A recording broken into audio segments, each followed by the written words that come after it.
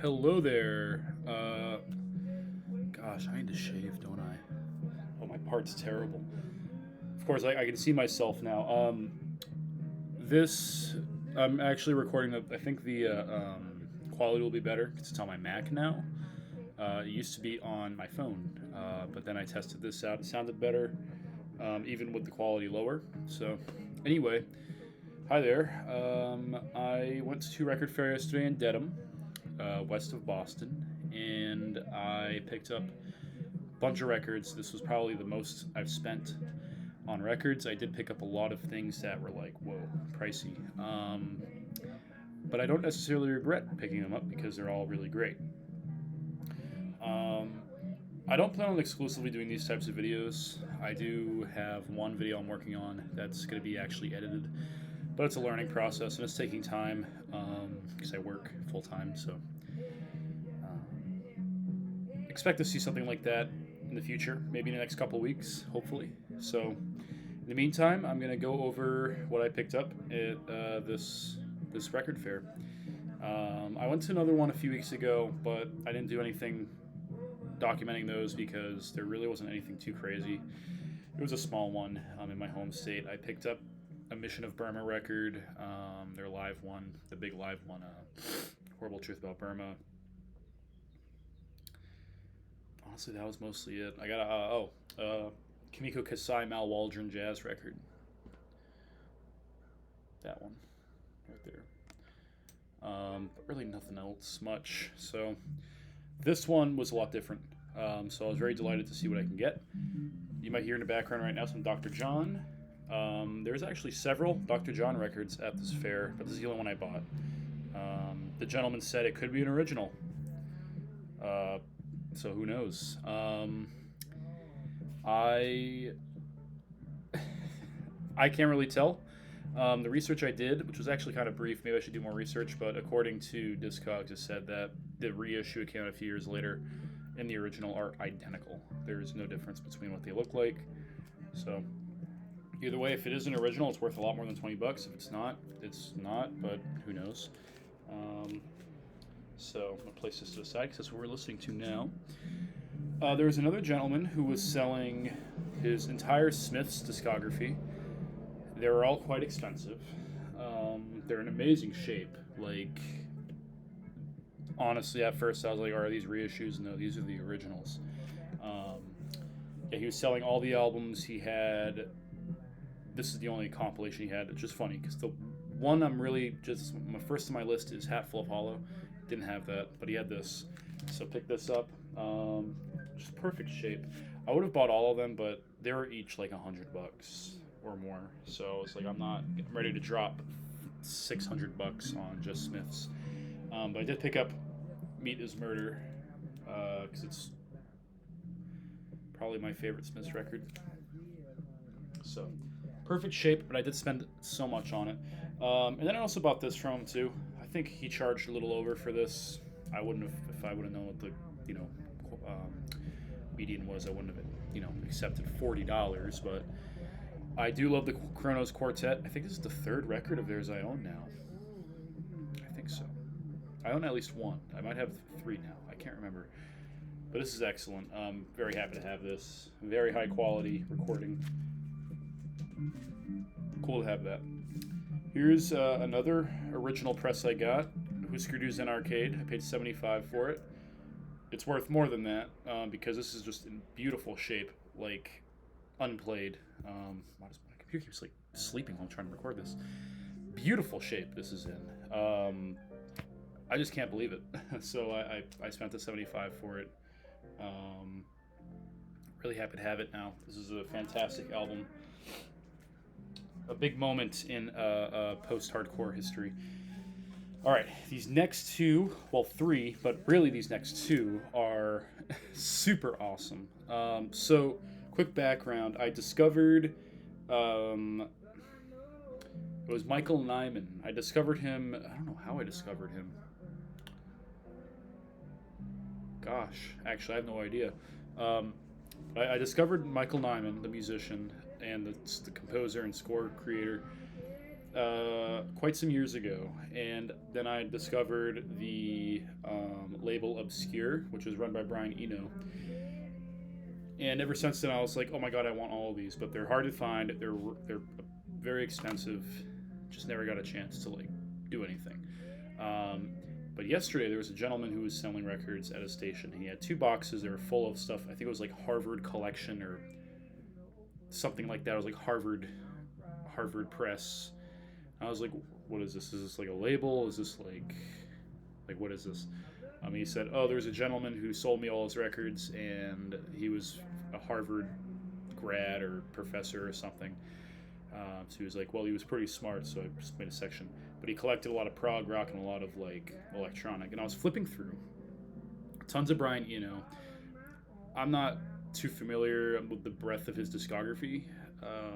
I know he's a big figure, but he had tons of Brian Eno. Probably some stuff that I would like, but I just haven't listened to yet. And as I was flipping through, he was standing next to me while I was flipping through, and I told him, I've never seen any records from Obscure. And as soon as I did that, these two were kind of going through, and you can see the price tags are high. But I was like, no way, I've never seen these in person before. So I was like, this is crazy. This will start off my Obscure collection. There's only 10 records that were originally pressed by Obscure. Frankly, these are not my favorites. This one's good. And then Discreet Music, I honestly cannot recall. But I do own a repress of Pavilion of Dreams by Harold Budd, and I really want Decay Music by Michael Nyman. That's just an unbelievable record. Beautiful, beautiful composition.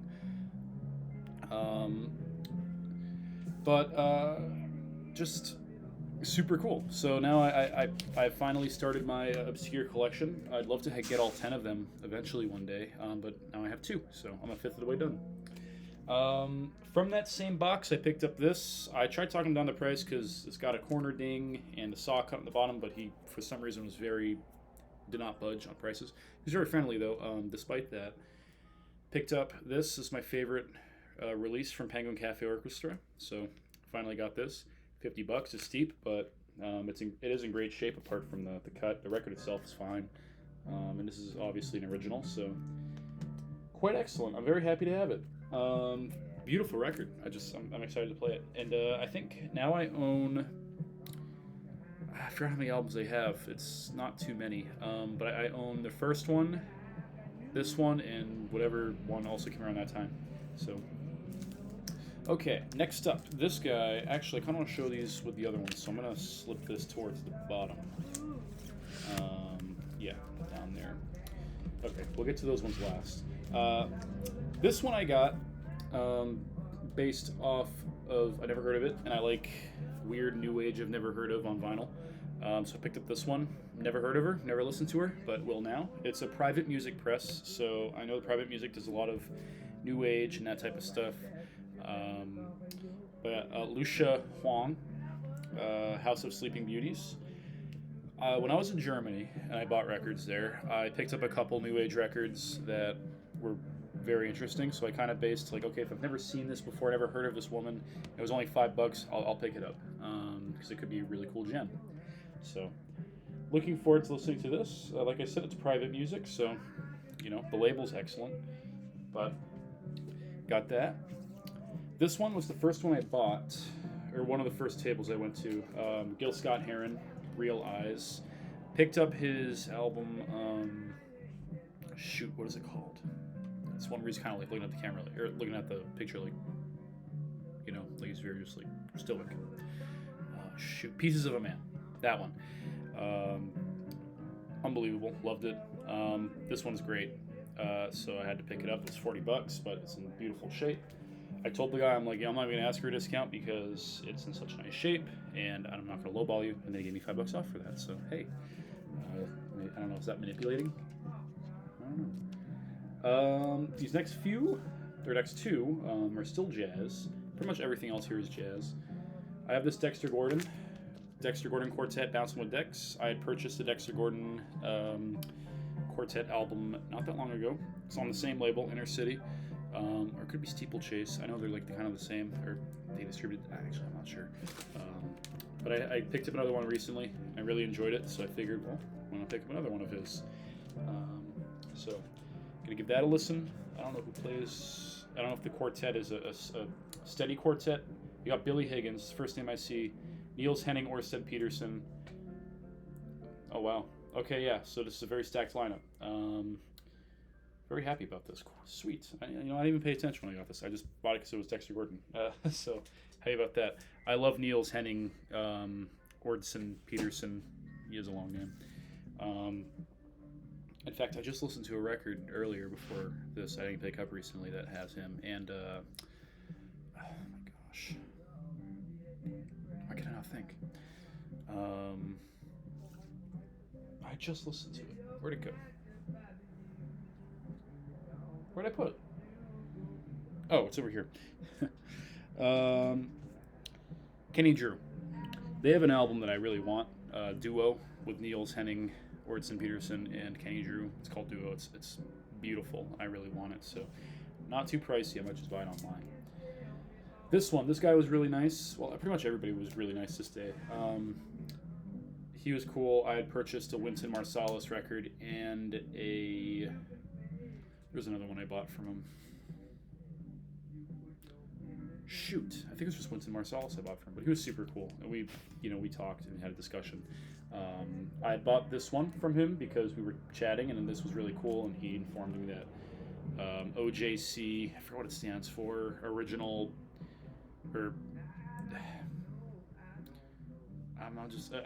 Jazz Classics, I think it's called. Yeah, Original Jazz Classics. He said these are incredibly pressed. And this was basically brand new, 2023, a couple of years old, but Bill Evans Trio, Waltz for Debbie. Scott LaFaro, Paul Motion, excellent stuff. So excited to listen to this. I've been on a crazy Bill Evans binge recently. Love his music. So that's like the fourth or fifth of his record with him in it that I own now. These last three I have here are really cool. I'll show this one first. This is Kimiko Kasai. Like I said, I had purchased Kimiko Kasai with Mal Waldron last record show I went to, and I loved it. Although I had listened to it beforehand, but so I'm like, well, I recognize Kimiko Kasai, so I'll pick this up. The guy who was selling this, let's see, this record's ending soon. I gotta flip it. The guy who was selling this, he had tons of Japanese records, and he was really into that type of stuff. He had a huge city pop collection. Wicked cool guy. We discussed for quite a while about stuff, and I was like, I'll definitely pick up the Kimiko Kasai because I really enjoy her voice and her music. But I was, talking with a guy beforehand about the record label Three Blind Mice, which is a jazz label I started getting into. I had never seen them in person, but how common are they for someone who picks up Japanese pressings and records and such? And he was like, oh, I actually have Three Blind Mice records because I sell Japanese stuff, and I find these. I was very delighted, so I was like, oh, sweet. So I flipped through, found all of them. There's just so much. Like I said, I started getting into it. I haven't listened to, honestly, many of the Three Blind Mice records, but I do know that they're very high-quality press. The musicians tend to be very, very virtuoso, so I was like, okay, cool. I'm not going to pick and spend a ton of money on these right now because I'm not going to buy a record that I haven't listened to. That's my rule with jazz. I don't buy jazz unless I've already listened to it and know what it sounds like. Because there's some jazz styles I like, some I don't. As of now, I'm not crazy into free jazz, which is funny because I used to be when I was in high school. Recently, it's just I'm not really enjoying it. This Kimiko Kasai is not Three Blind Mice, but these two are. First, we have Mari Nakamoto. This is a record of hers called Unforgettable. This is not original, but this is a vintage reissue, so still old, and not a recent reissue. Wicked cool. I have never heard of her before. You can see the price tag. Don't worry about that. She, according to him, she has a very he used a word I don't know, warm voice. He used a different word. I'm not sure. So I don't know. I love jazz vocals. I love female Japanese jazz vocals, and I love Kimiko Kasai. So maybe Mari is in that similar area. And then this last one I picked up, also Three Blind Mice. This is an original. Bingo Miki and his Intergalaxy Orchestra. I had listened to this before, which is why I was like, whoa, this is cool. This one's Back to the Sea. I had listened to it so long ago. I must have been like a freshman in college when I first heard it. And I really liked it. I thought it was really cool. I love the style of it. I love nautical themed stuff. And just the cover alone, the name Back to the Sea, and all the names of the songs was just cool. So I was like, screw it. This will be, these two records will be my entrance into the Three Blind Mice, and maybe eventually one day I can start actually picking more of them up. If I find them. But like I said, I've never found Three Blind Mice apart from this gentleman who I purchased these records from. Super cool. I would have bought a lot more. He had a lot of city pop, but I don't really know much about city pop personally, so I did not even consider purchasing those because they're all very expensive. Anyway, I feel like I'm talking really fast because I don't want to make these videos too long. It's already 16 minutes. But I just wanted to go through what I had. There were some other records that I thought were very interesting that day I just didn't pick up. Like I said, this guy had other Smiths. He had the rest of the Smiths discography, apart from singles, and I was like, I'd like to get these, but gosh, they're all $100 to $150 each. That's a lot of money. And, I was like, I already spent all my cash, and now I'm using Venmo, and it's just unbelievable. I gotta stop. So I picked up those two. And there's another gentleman, I've seen him at every record show I've been to in the U.S. so far throughout the summer. And some guy, while I was flipping through his records, I didn't pick up anything from him yesterday. But this guy showed up and he was like, hey, I have this box of records. And I wonder if you give me any money for them. He was like, yeah, sure. And he flipped through and there were some great names in there. But they were in terrible shape. They were scratched up, dirty, disgusting, no sleeves, but they were wrecked, but it was such a shame because there's some crazy records in there. Rollins Band Lifetime. These are all originals. Rollins Band Lifetime. There were 3 Sun City Girl records. Original Beat Happening, their first album, the yellow one. Original. That was actually in good shape. It's just that the sleeve was disgusting. It was like covered in like brown dust. It was nasty. Dinosaur Jr. He had a original Evil by Sonic Youth. Crazy stuff. Like 3 original Meat Puppets albums from the early 80s. It was like, whoa, this is serious stuff, but it's just such bad shape. It's such a shame. He said he was going to look through them, but he was like, hey, if you want to come back and look at them, feel free to. And I was like, all right, well, if it's something I'm interested in, I would be willing to discuss and make an offer with you. And I was like, oh, I'd love to walk away with this, at least the Rollins Band Lifetime. I like Rollins Band. I know there was the Meat Puppets, the Beat Happening, The Beat Happening was also like, that was close, but I was like, I just don't know. You see there it's covered in dust and it's dirt, but some of them were just covered in scratches and scuffs, and I was like, I don't know how this is going to play. I'm not going to. So I was like, sorry, man, I know, well, I appreciate you letting me look through this, but, I'll let you go and listen to them, make sure they're actually playable, because, I'm not going to drop $100 on Torture the Mystics or, the original Beat Happening record and have it be basically unplayable. It's just not worth it. I could probably find this online for a similar price and it plays well. And he was like, yeah, that's fine. I'm going to go home and listen to them anyway, make sure they're good, but you'll probably see them next time you're here. I just threw some money at him. He was kind of upset about it, but it's like, it happens. But there were some great names in there. It was unbelievable. But yeah, of course, at these record shows, you always see Blue Note everywhere. There's people who are selling original Blue Notes, but they're always so expensive. I'm not going to drop $300 on an original Blue Note unless it's like I really, really, really want it. And as of now, Blue Note, I'm still getting into it. I've been getting into it for over a year, but it's kind of slow, because there's so many records. And it's like, I don't know where to go, and I'm always checking out other things that aren't jazz in general. But anyhow, yeah. If you're interested in discussing about any of these or learning more, I know not too many people view these, which is fine. I don't really care. But if you're interested, leave a comment. I'd love to respond, and maybe we can have a short discussion about stuff. And I will document the next time I go to a show. There's another one in Mass, not too far from, like 2 weeks from now. I might skip it because there's a big one in Waltham that everyone was talking about at this fair. They're like, oh, I'm going to be at Waltham. I'm like, okay, maybe I'll just save up and wait for that. So that's the plan. But anyhow, I appreciate you watching this video. I appreciate you engaging with this. Like I said, I'm going to do real commentary videos. I have one in the works right now featuring Björk. It's going to be a Björk themed video because I'm a huge Björk fan. But yeah, thanks for watching. I appreciate it. And I'm going to go finish my laundry and get ready for today. So, well, get ready for today. I am ready. But I'm going to go do my laundry. So, have a great one. Thank you.